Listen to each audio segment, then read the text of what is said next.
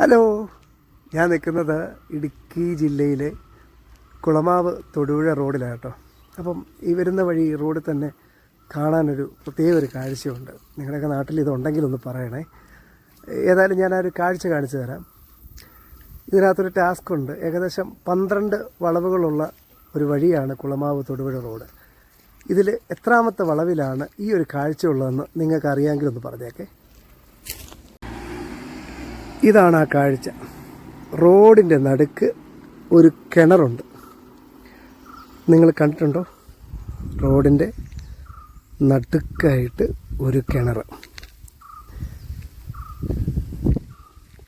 സംശയം ആർക്കും വേണ്ട. ഇത് 2 വരി പാത കണ്ടോ? റോഡാണ്. റോഡിൻ്റെ നടുക്ക് വേണ്ട ഇങ്ങനെയൊരു കിണർ.